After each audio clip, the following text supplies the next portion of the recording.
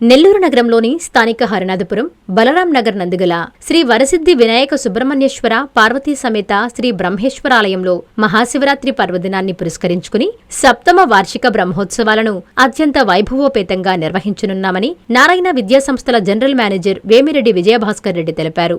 గురువారం ఆలయ కమిటీ నిర్వాహకులు దాతలతో కలిసి విలేకరుల సమావేశం నిర్వహించారు.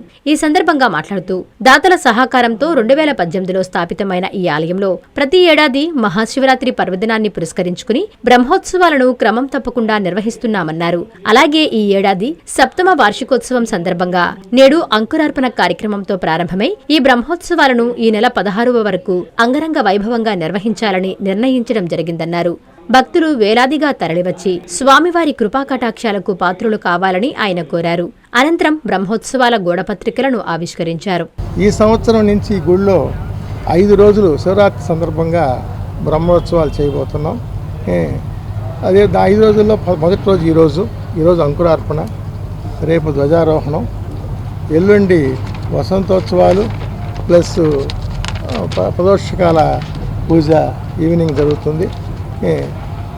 15వ తారీఖు మహాశివరాత్రి రోజు ఉదయం నుంచి పూజలు జరుగుతూ ఉంటాయి.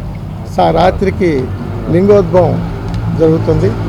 లింగోద్భవం అనేది మీ అందరికీ తెలిసిందే. లింగోద్భవ పూజ అనేది అది అయిపోయిన తర్వాత వృషభ నంది వాహనం మీద ఈ గ్రామ ఊరేగింపు జరుగుతుంది. హరినాథపురం, బాలరాగనగర్ ఈ వీధుల్లో ఊరేగింపు జరుగుతుంది.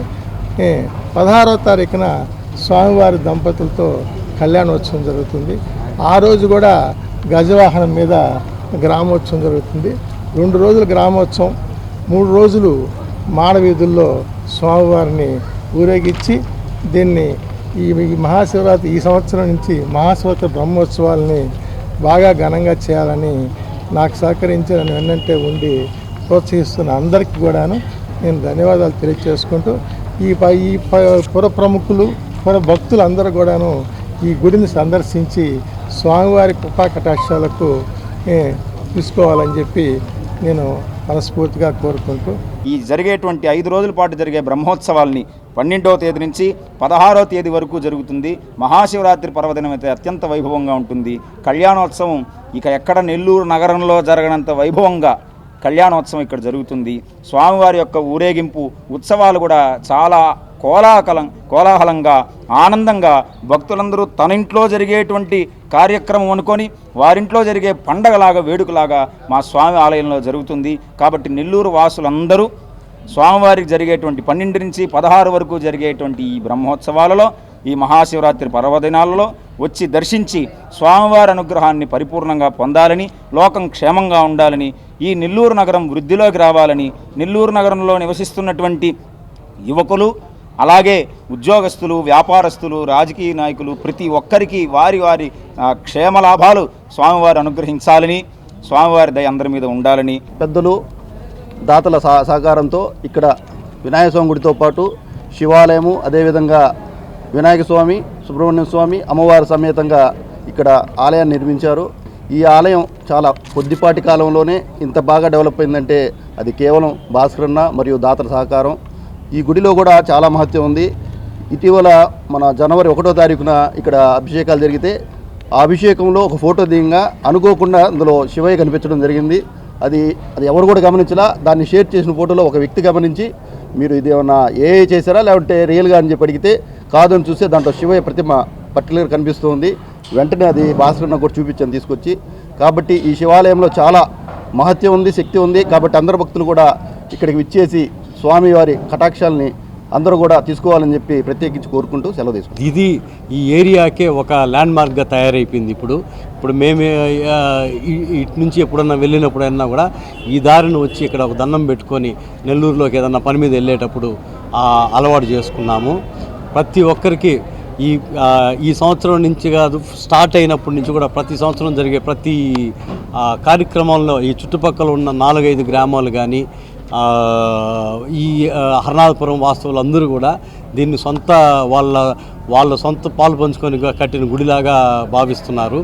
ఇదే విధంగా మేమున్న రోజులు ఈ గుడికి ఇదే విధంగా ఉత్సవాలన్నీ బాగా జరగాలని కోరుకుంటున్నాము. ఈ యొక్క కార్యక్రమంలో ప్రతి ఒక్క మన నెల్లూరు నగర వాసులు అయితేనేవ్వండి, నెల్లూరు జిల్లా వాసులందరూ కూడా ఈ యొక్క కార్యక్రమంలో భాగస్వాములయ్యి మన శివ పార్వతుల యొక్క కృపకు మీరందరూ కూడా పాత్రులు కావాలని ప్రతి ఒక్క నగరవాసులకి విజ్ఞప్తి చేస్తున్నాం.